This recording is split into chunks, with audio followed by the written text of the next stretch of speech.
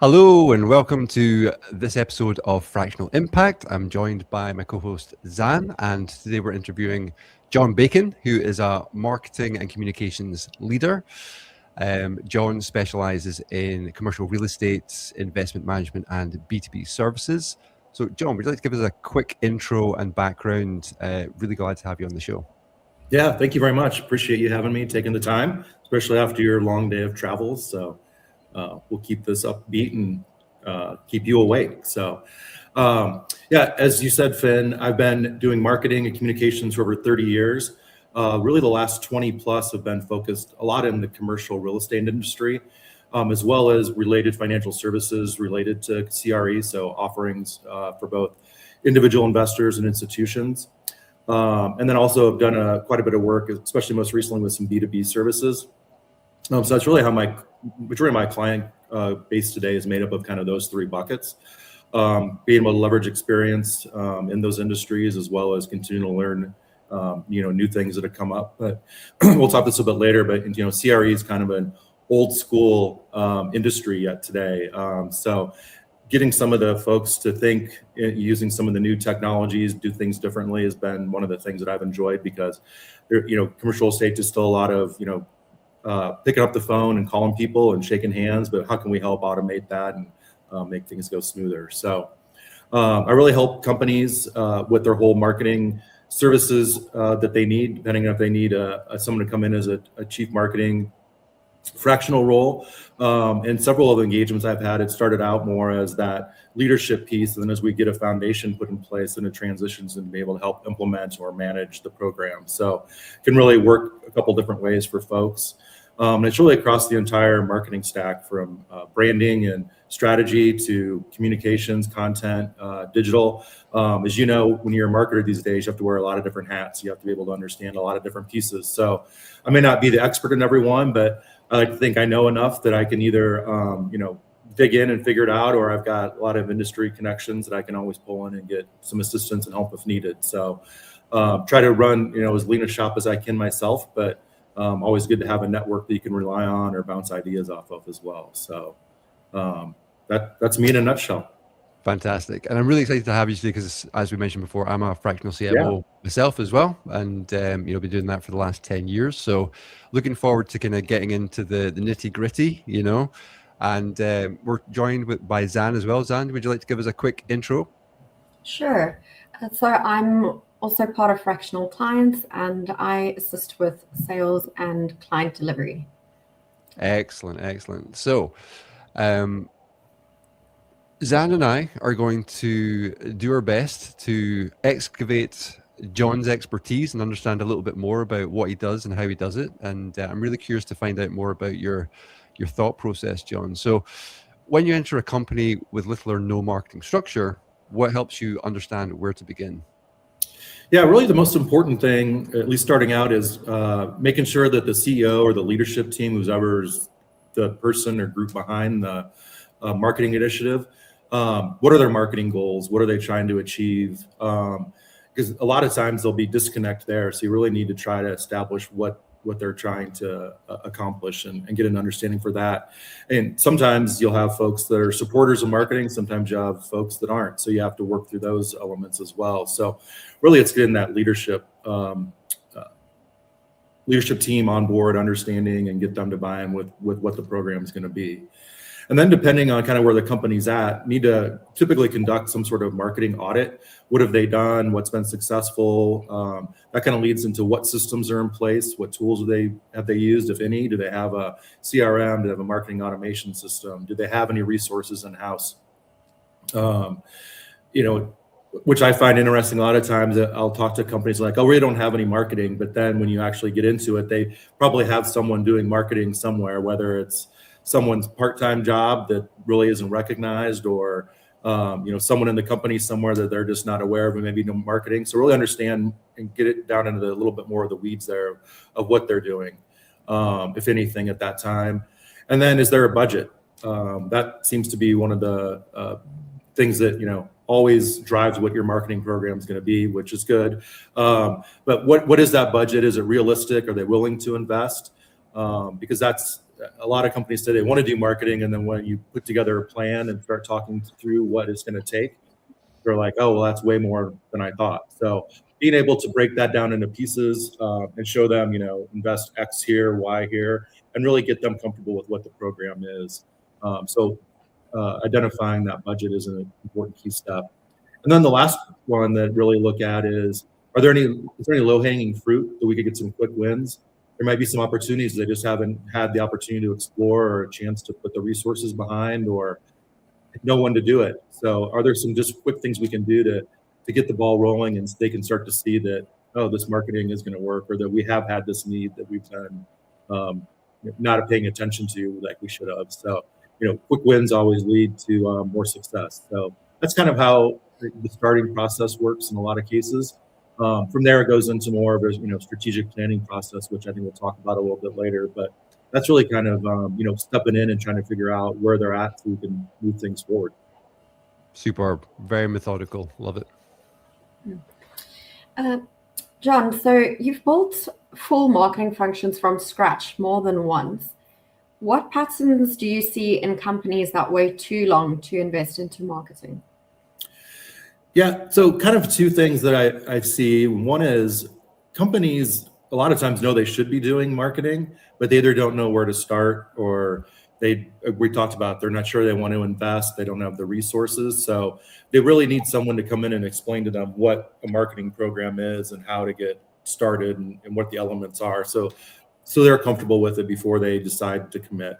The other thing that I've found in several instances is that a new CEO will have come into a company who's been somewhere where they've had a really strong marketing program and marketing function, and they're at a new company and they're like, oh, we don't have the marketing support that we need. We need someone to come in relatively quickly, get up to speed fast, and help us implement a marketing program.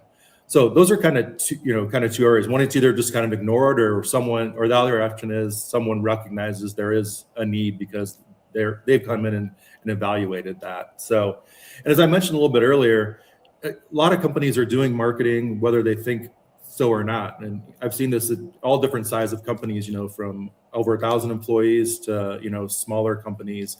One company I worked with in the past, they said they didn't have any marketing in the company, but come to find out they had 2 graphic designers who were in different departments and someone in one department who was really a marketer, even though they had a different title.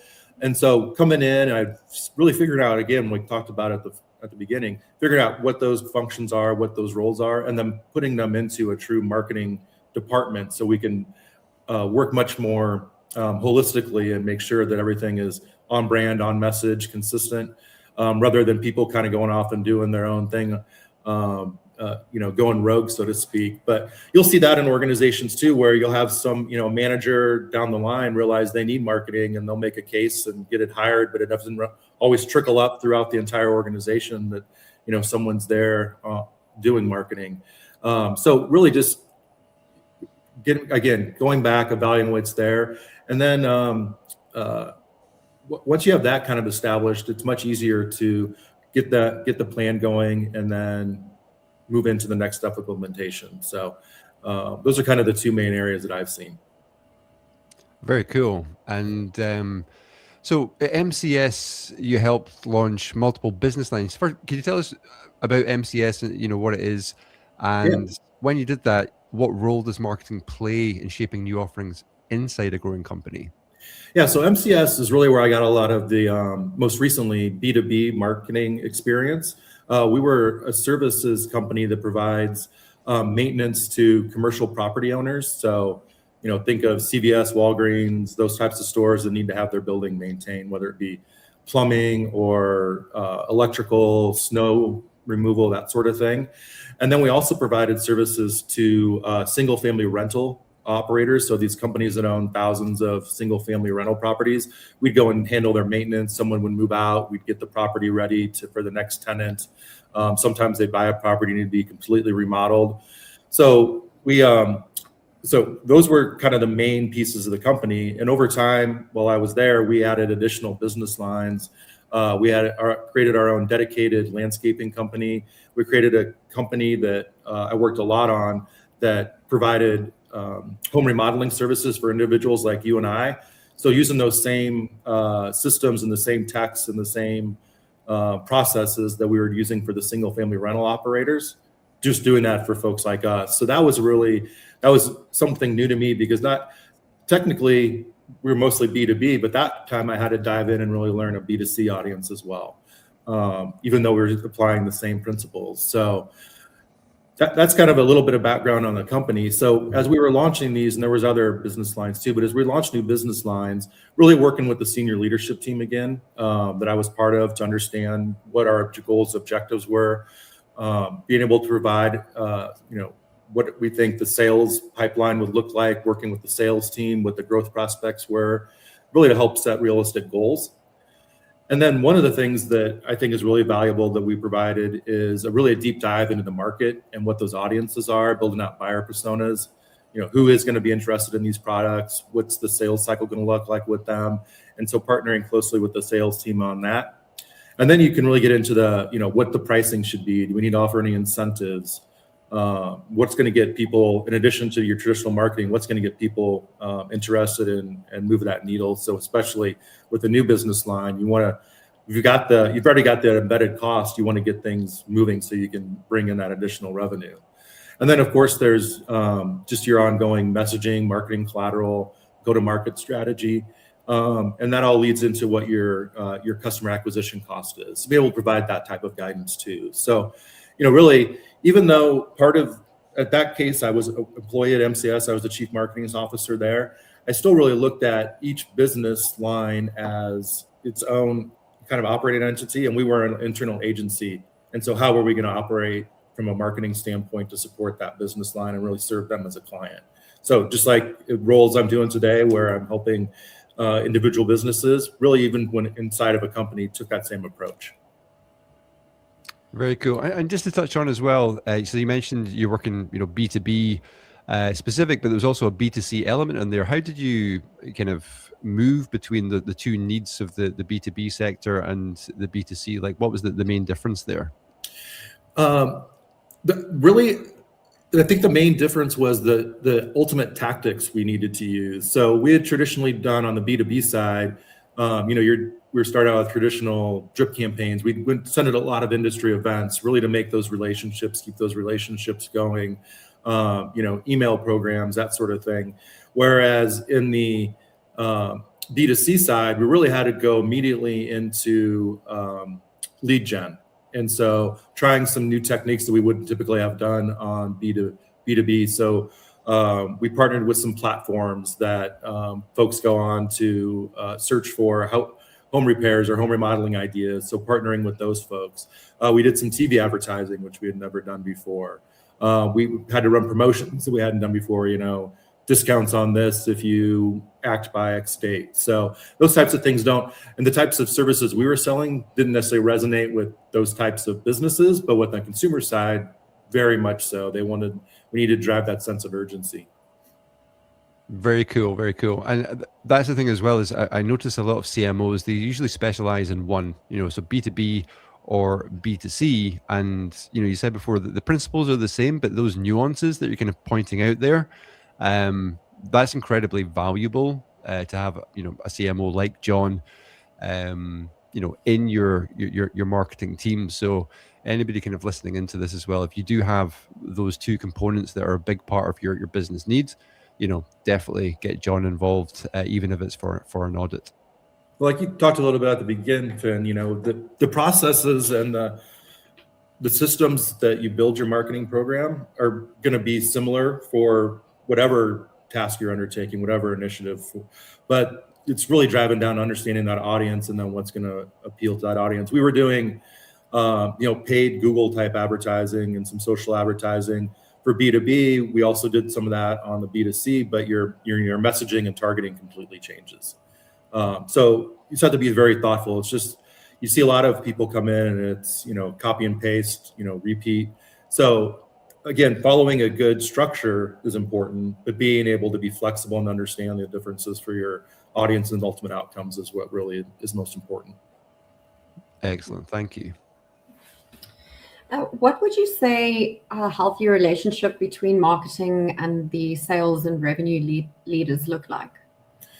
That's a really good question. And that's one of the things that I've always taken as one of the most important aspects with working a company, especially if they have a large sales team, is really building that relationship with the sales leaders. Because if you're not both on the same page, it's really not going to work, because it becomes marketing says we have to do this, sales says we're going to do that, and then there's just that natural friction. So if anything, at the beginning, I like to over communicate with the team. There was one example where I worked for a real estate investment company, and we were restructuring the sales team, and I was leading the marketing functions. So there was two sales leaders that just got appointed to that role in the organization, and really wanted to set a good foundation with them. And so again, over communicate. We were having weekly meetings to start out with, really laying out what their thoughts were, where we could assist them, but then also taking the time to explain where we thought the most benefit would come. And really, there was a lot of give and take, back and forth there. So really just establishing that relationship that, you guys are gonna have some good ideas, we're gonna have some good ideas, but let's work together on how we can put this all together to make it work. And that actually ended up being a very successful relationship. But I think a lot of it came from building that foundation with a team that we're going to be understanding and, expect that likewise. One of the things that came up through that, and I've seen happen in a lot of other organizations, is as the marketing leader and as a sales leader, you'll build a good rapport and you'll have good relationship, and you're working on plans and putting together the materials that are needed. But you still have sales people down the sales channel who are like, oh, I need this piece, or I need this marketing collateral, I need this email, but they don't go up through their sales channel. They go over to the marketing team and talk to the person that they know in marketing and say, hey, I need these pieces, but it doesn't fit within that bigger strategy piece or bigger deliverables or whatever the bigger plan that we've been working on. So part of it is also helping rein in or teach the sales team that we need to be looking at things holistically and how we can build an entire program, not just these one-off things every time they either get a question or run into a challenge. So if you build those good relationships with the leadership of the sales team, you can start to bring those things that come in and then weigh what's most important. So it really, sales teams, the leadership of the sales team is important, but also needs to go down through the entire sales organization. And that means the marketing team has to be on the same page as well, because they do a lot of the day-to-day interactions with the people who are out there actually making the phone calls and trying to generate the business. Makes sense. Yeah, that communication piece and the kind of co-creative approach is so integral to those effective results. I know you've guided companies through major rebrands before. What keeps those projects aligned and moving forward effectively? Yeah, again, I use a lot of the same responses, but again, it starts at the top. You really have to have the CEO and that leadership team on board, and hopefully marketing has a seat at that leadership table. That helps obviously a lot, because you're there discussing with the CEO, CFO, COO, those types of folks on what needs to be done. But when you think about branding, and Finn, I'm sure you're very familiar with this and talk about it with your clients as well, but true branding is a business strategy, not just a marketing strategy. So that's why you have to get that leadership team and business unit leaders on board and on the same page with you when it comes to branding. Because if it just becomes a marketing exercise, it's not going to be near as successful as a true branding program. So, marketing conveys that strategy, messages it, comes up with ways to convey it to your audiences, but it really has to be that buy-in at the top of the organization. But from there, you also need to get that buy-in throughout the organization. So making sure employees and managers understand what the messaging is, what the brand is, and that can really help keep things aligned. As part of your question is, you really need throughout the organization to have people a good understanding of what that is, because you want them to be brand ambassadors, brand advocates at the end of the day as well. But if you've done a good job with your branding, especially at the outset, that'll guide a lot of the things that need to be done in terms of making sure that things are aligned. So I wish there was branding is one of those things, everyone shows you their brand pyramid and their brand process, but you'll still follow those processes, but every company is going to be unique. And so going in and understanding that, establishing the what the benefits are, what the payoff's going to be for the client, customer ultimately, and putting that all together in a way that's going to be understandable internally and be able to have it externally. That's really where it comes together to try to keep the businesses aligned. One of the companies that I mentioned at the beginning had kind of gone through, they went through an accounting scandal basically, and the whole entire management team had to leave. We were being run by the board of directors, and we brought in a new CEO, and the first thing he said is, we need to rebrand the company. And so we started from scratch. We came up with a new name. We got business leaders from each of the different departments involved. We got employees from different departments who would come in, and they were serving kind of as de facto marketing team members and trying to spread the message to their teams, what needed to be done and what we were trying to go for. And really building it from that top to bottom piece was really beneficial at the end of the day, because not only was it a rebrand, it was also coming up with ideas to how can we reinvent the culture of the organization too, because people had been beat up, tired from all that had gone on with the things that were out of their control. So there was a lot of that employee branding piece that had to be done as part of it. Ultimately ended up being a very successful branding program, but there was a lot of steps along the way, but really getting all the different departments and buy-in throughout, both across the company both ways, is really what was most important. Yeah, that sounds quite challenging as well. It's like a reputation rebrand, isn't it? It really was. Yeah.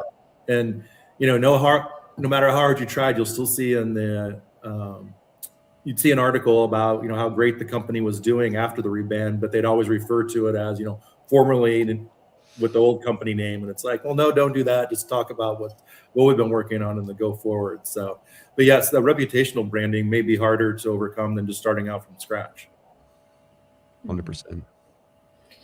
And another challenge, common challenge, could be that founders still see marketing as a cost center. So how do you help them view it as something that supports long-term value?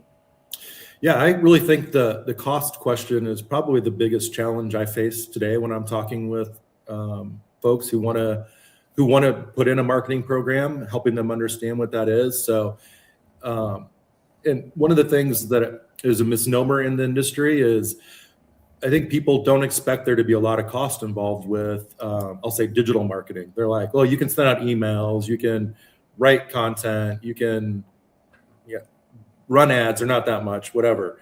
But it's all the things that go on, as you guys know, behind it. You still have to have a strategy, you have to have a content calendar, you have to have a email distribution calendar, you have to make sure you've got good quality lists if you're going to be doing an email program. So there's just all these things that go on behind the scene that they're just seeing the finished piece. So getting to understand the process again that goes on behind that.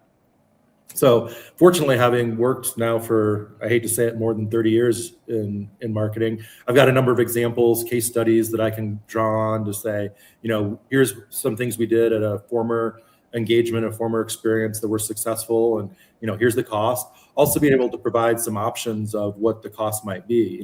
We can go all in with option A. Option B is a good start, and option C is probably not going to get you where you need to go. So being able them to see, and most of the folks you're going to deal with who are making that decision are CFOs or CEOs, and they understand the financial side of it, obviously. So being able to give them the options and see what we think the benefits can be based on the different investments. And then there's always showing them what their competitors are doing.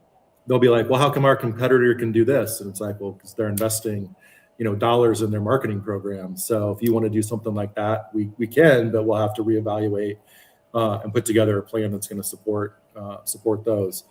And then at the end of the day, always establishing your goals and metrics and reporting on those, so they can see that what you're doing is effective, or if something's not working, they're able to pivot. That's one of the great things today, is being able to pivot quickly and make adjustments. Back in the day when we ran a print ad in something and had no way to measure it, and you just hoped you'd get calls or interest. Well, now, we can literally get real-time feedback on what's working and what's not, and make adjustments on the fly. So being able to share that type of thing with them is important as well. Excuse me. Yeah, I think that's quite common as well. As a lot of companies are looking for the reward without the risk, Yeah, that's a good and way of looking at it. yeah, and that's the thing, is that there's always going to be some risk involved, and having a leader like John in order to help navigate those decision making frameworks and so forth is really, really valuable, because I find that companies are often paralyzed by which option is going to be the perfect one, and the truth is that there never is a perfect one, but getting in there and being able to navigate that is the only path forward. And it kind of plays into one of my favorite quotes, which is a Peter Drucker quote, and you've been in the game long enough to know who Peter Drucker is, fortunately. So I don't feel like the only dinosaur in the room, but that is profit is derived from risk, Yeah. and that's, I think, really, really important for CEOs or leadership boards to embrace, because without getting out of one's comfort zone, it's very difficult to grow the company. Just curious to find out, John. So obviously a lot of experience and background. What are the markers in terms of identifying growth blocks? All right. So what are the main things that are holding growth back, or early indicators? What do you usually see? Well, we've talked about this a little bit, but one of them is just a lack of a commitment from the organization. That's pretty easy to figure out right away. If you come in and there's nothing, or they're not sure if they even want to be doing marketing, even though they think they should be. So what's their commitment? And then in some cases, they may have started marketing of some sort, but they don't have anyone who's able to drive that program. So it kind of becomes, a lot of times, the CEO's flavor of the week. Like, what caught his attention, or he saw, something on LinkedIn or read something in a newsletter. He's like, oh, we should do that. But maybe it's not a good fit for the company, or they don't even have the resources. And so you're just chasing something all the time. So I see that a lot, where there's no program framework for anyone to follow. So everyone's just chasing something, and you're not really getting any progress made. And then sometimes you'll see where there is a marketing program in place or something established, but there's such a sense of urgency and wanting to get such an ROI so quickly that they don't give the program enough time to run. And that I think happens a lot more than I would like to think, is that you have to be a believer in what you're doing, and you have to have made that case, if you're in a role like mine, that these are the right things, and we do have to give it some time. And I can understand, it's an investment, and people need to make the revenue goals off of it. But sometimes things do take time, and that's just something you need to keep in mind. It's not always going to be an immediate result, especially, as you guys know, when it comes to brand building. A lot of the brand stuff, that's really long-term, maintaining, keeping the clients, that'll pay off over the long term. But we still need to be doing things in the short term to drive some of those revenue aspects. And then you can also tell pretty quickly from a company if they've invested in marketing. Do they have a budget? Do they have people? Do they have any tools or resources? So just kind of looking at, asking questions, looking at those three aspects can really give you a lot of indication right away whether or not how hard a program might be to get implemented and be successful at an organization. Excellent. John, I'd like to dig in a little bit to, brand and brand philosophy, perhaps, because I think everybody, brand's a word that's kind of tossed around quite a lot within, business circles and that kind of thing. And I often find that it's just used at, a tactical level. It's just like, brand, let's get a new logo, or let's rename things, or what have you. But for me, brand is very much about building with intention, 100%.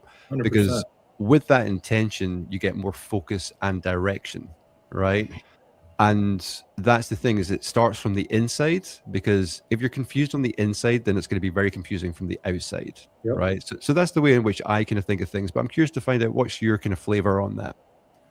Excuse me. Yeah, 100%. I bet if you and I both had $1 for every time someone said they wanted a new brand or needed to do branding, they're thinking that they want a logo or something along those lines. As I mentioned earlier, it's really the business strategy that's behind an organization. And to your point, that's really why it's important for it to be understood and engaged on throughout the organization. So having done a number of brand exercises in the past, it's understanding, like you said, what the internal strengths are of the organization. How can you then leverage those externally? But it's also talking to, I think one of the most important steps is talking to folks that are either customers, partners, influencers, whatever on the organization, and get their take. Because what I've seen several times is that an organization thinks that, this is their brand, this is what they're most well known for, this is why clients stick with them. But if you talk to the clients or analysts or investors, they're like, oh no, it's complete. That's not why. It's because their service is so much quicker. It's not because their product is superior, or whatever it might be. So really getting the understanding what the audience, what the marketplace thinks as well is just so important. And I think that step gets skipped over a lot when people go through a branding exercise. It's really, you have to obviously establish what the strengths are internally, but if it doesn't resonate with that external audience, you've done yourself no good. You're going down the wrong path. So I think aligning those, excuse me, is really one of the most important aspects. Excellent answer. But it can also be hard sometimes to get the company to allow you to talk to their clients, their stakeholders, their investors, whoever it might be, because that's very close to them. Without that piece, you're just missing something. Yeah. And it's almost like the block between fear and it's kind of intimate, isn't it? Yeah, that's a great way of looking at it. Yeah. And getting into that kind of intimate level, but once you kind of dig into that intimate level with your customers, that's when you can, get deeper beneath the surface. And I believe like that's where the real gold is, Yeah, understanding what really triggers their either purchase originally or their loyalty at the time. Yeah, you really need to understand that. And that's what you can try to then build on and convey to others. 100%. But you'll also see organizations, and whether or not, I don't know what process they've gone through, but you'll see organizations where, internally they think they've got their brand and they're saying one thing, but externally the messaging just isn't consistent. And so that's I think another one of the bigger challenges is making sure that is aligned.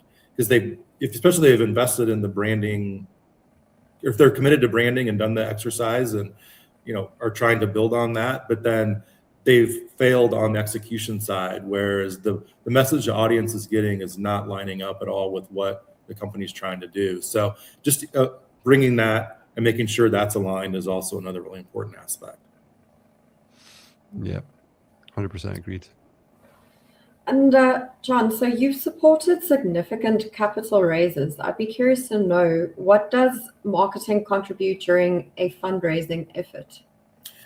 Yeah, and a lot of the fundraising I've worked on have been related, as I mentioned, to commercial real estate offerings, whether it be through broker-dealer network who's ultimately selling to their investors. I've worked on crowdfunding platforms. I've worked for large private equity companies that are selling to institutions.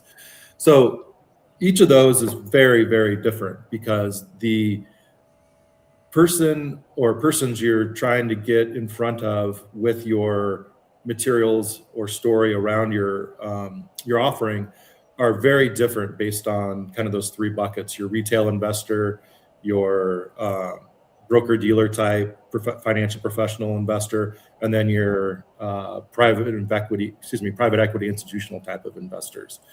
So a lot of times, and I'm generalizing here, individual investors like us, we see something, we're like, oh, that's interesting. We just want to learn a little bit more about it. Maybe we'll ask our financial advisor, or if there is an easy way, maybe we consider investing on it. So we want to be able to provide that basic information, but then allow the investor to drill down if they do want more detail. So it's kind of your traditional, I'll say, marketing stack. Then you get to the broker dealers or financial professionals or registered investment advisor. They're going to be looking for, I'll say, a different layer of information. They want to see performance. They want to see a track record, how you compare to different indices, have you been consistently paying out your payouts, whatever the metrics are. So they're going to want a little bit more technical information. And then if you start working with the private equity side, that becomes a whole different ballgame because they want layers and layers of information, down to details on specific properties and all kinds of information they can plug into their large models. And, they may want white papers or more information on just the industry sector that's being invested in, because they're going to get into the weeds as much as possible in order to build that into their models.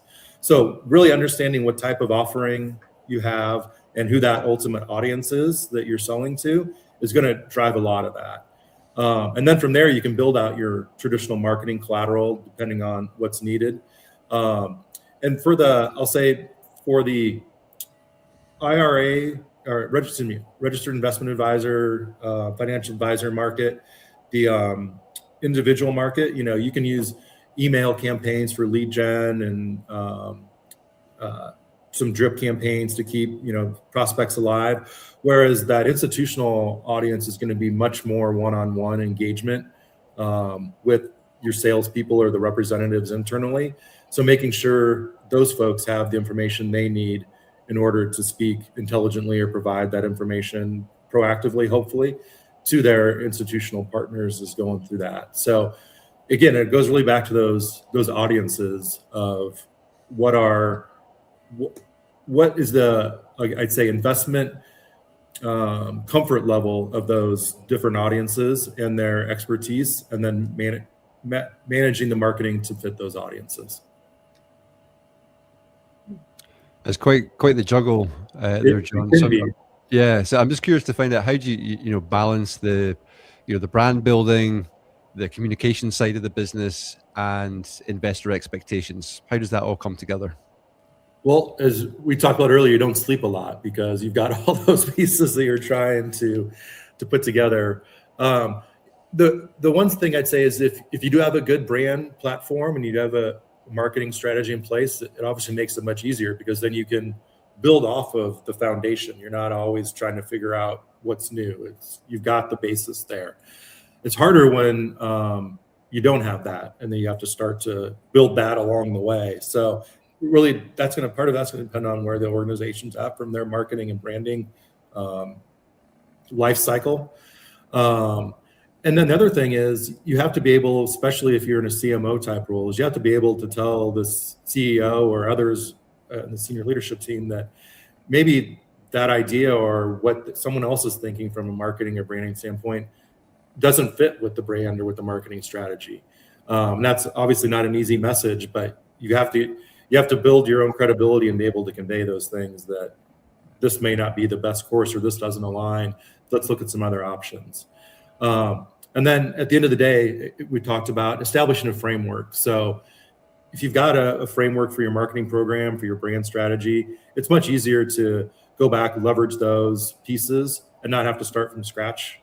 It seems like every time, which happens to a lot of organizations, it's like every time there's a new idea, they're going back, oh, we need this or we need that. But if there's that framework, a plan, you can then start to plug and play a little bit more. Again, everything needs to be specific to what your initiative or your goals and objectives are, but you at least have a place to start from a messaging framework, from a creative platform. You can take those and evolve them to fit the needs of what you're trying to accomplish. Yeah.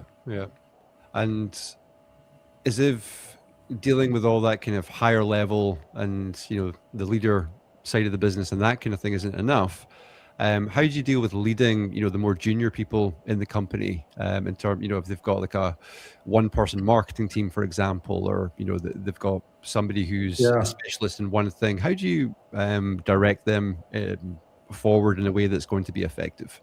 Yeah, and that's something that can be really challenging. Is you do have a young person who's been brought on, and I think sometimes, in some cases, companies bring on a junior person because they don't want to necessarily spend more for someone who's can bring more experience to the role, because they're looking to save costs, or they think it's someone's just going to be posting social media posts and they don't need to have someone. So really have to get a feel for what the experience level is of that junior person. And a lot of today, you also, not only is the experience, I hate to say it almost, but how motivated are they to actually want to be a long-term player on that marketing department? I mean, there's some people that I've seen both on my own teams as well as teams I've gone in to help they're doing, let's say, social media, or they're doing graphic design, and that's really all they want to do. They really don't want to learn more about the business or take on more responsibility beyond that. And that can be okay if you have a bigger marketing organization where you can have some specialized functions within your marketing structure. But if you're, like you said, if you have a one-person marketing team, you really need someone who's going to be able to, even if they're younger, being able to, again, wear multiple hats, do multiple things. And so really it's a lot about that person and someone who's willing to take some risks and learn and have a manager or a leader that's going to support them in those by doing some of the things we talked about. Because you can be a junior person. We all did it the same way. You're going to have to go learn. You're going to have to ask questions. You're going to have to try some things to see what works and what doesn't. So having that organization that supports that that hopefully over time will allow them to become more strategic than just a tactical player on the team. But that's not always for everyone either. And that's when you need to sometimes make recommendations that we need to bring in someone else either at a higher level or replace the person, which never like to do, but sometimes that's the best outcome for the organization if they really want to proceed with a strong marketing program. Yeah. And a very strong argument, why bring in a marketing leader is that, a junior perhaps is not going to be at their best taking those risks or being able to take responsibility for those risks, the accountability side of things, So that's the thing, there's always risk involved. So bring in a marketing leader because if you're just playing safe, you're just going to stay in the same place for longer, right? I think, or you're going to move back the way, and that's certainly when I've started working with companies, it's like, we've done this for a while, we've done this, and it feels like, 2 steps forward, 3 steps back type thing, and what they're really doing is they're avoiding the risks of moving forward, so they've managed to kind of pivot around the obstacle several times, but they've never actually moved past it, So I think that's just a really strong case as to, why bring in a leader when you've got juniors already in the team. That direction can amplify and multiply the effectiveness of that team that's already in place. Well, on the flip side of what I was talking about, sometimes you'll have folks who are just underutilized too, or there's no one to give them any marketing guidance, and they're great at what they do or could be great, and they just need someone to help show them the path or have someone to bounce ideas off of or show them, here's how traditionally build out a plan and here's how to think through. And once they have some of that guidance and support, they may be on the path to success from there, but they may just be lacking that up front. So, it varies by the individual, it varies by the organization. And when I've built out bigger teams before, I like to have people who are going to come to me with ideas that may not be what we've always done, but they're bringing them to me based on what they've learned, what their foundation is. And so that slowly starts to help, I think, to build their confidence to take some of those risks. Whereas, hey, John, what do you think about this? We have never done it before. As opposed to them just doing and say, I'm just going to keep doing the same way I've always done it because no one's ever said anything. So making them feel confident that they can come to you, that you can provide guidance is also really important. Yeah. Bringing out the best in people is imperative. Yeah. And I think that's one of the most rewarding parts of any leadership role is seeing the people on your team develop and becoming more confident and grow and becoming successful. There's some organizations I've been at the past where people who work for me are now in those leadership roles, which is very satisfying to see. One, I always thought they were talented, but now that I'm not there and see that someone else recognizes as well is a great feeling. Yeah, excellent points. And jumping back to the commercial real estate marketing that you touched on earlier, what is one lesson that applies well beyond that industry? Yeah, and I mentioned a little bit at the beginning, CRE is still sort of this old school way of doing business. There's big conferences people go to, there's regional conferences, they go do lunches, they pick up the phone and call. It's really that, again, it's kind of the old sales mentality, I'm going to be aggressive. I'm going to pick up the phone and do cold calling, whatever those types of things are, and a lot of one-on-one type of things. And when you start talking to them about, doing more innovative marketing, they may say, that I don't want to invest in that system, or it might be something we're not ready to handle. We can work on that. But what the lesson you can take from some of what they do from the CIR industry is they haven't overcomplicated their marketing though either. They've got a very tight message that they use for their sales presentations, for their pitches when they're trying to meet with new clients. And really that goes back to the keep it simple, stupid. That's still, I think, a really important message today, even though we've got all these tools and, digital and real-time feedback and everything, is that I see a lot of marketing programs get overcomplicated. And a lot of times in the real estate sphere, they really are some of the best programs are ones that are simple, that are straight to the point, and consistent, and really starts to focus on those personal relationships, because a lot of the CRE business is really is relationship driven.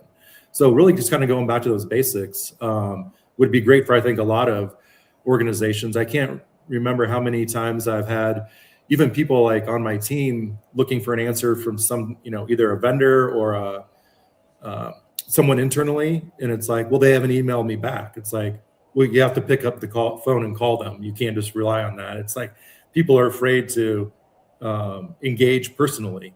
So that real estate does a good job with that concept. And I'd like to see that done in more industries and being able to take that into other business lines. Thank you. An alluded question, perhaps, John, which is, for companies that are serious about, starting a new stage of scale, what's the next 12-month roadmap going to look like? Do you think they'd really give us 12 months anymore? They probably want it quicker than that. Yeah. But no, it's really the same process. If you're going, trying to launch a new business, looking at a new stage of scale, you're starting out something new. The way I approach it is four, I'll say relatively distinct steps. The first one is discovering and defining what's going on. So we talked about that. That could be the marketing audit, understanding the audiences, what are the goals and objectives, and really putting together a situation analysis so you get an understanding of what's going on. And second is building out the strategy and the plan. And that's obviously a heavy lift, especially when there's a lot of components going in there. So if you've done a good job starting to building your understanding of what the situation is, then moving that strategy and planning piece, it's going to go more smoothly, is because you'll have that the foundation, the understanding, but really putting that strategy and plan into place and then getting the buy-in that's needed for that. Then you move into the creative implementation side of it.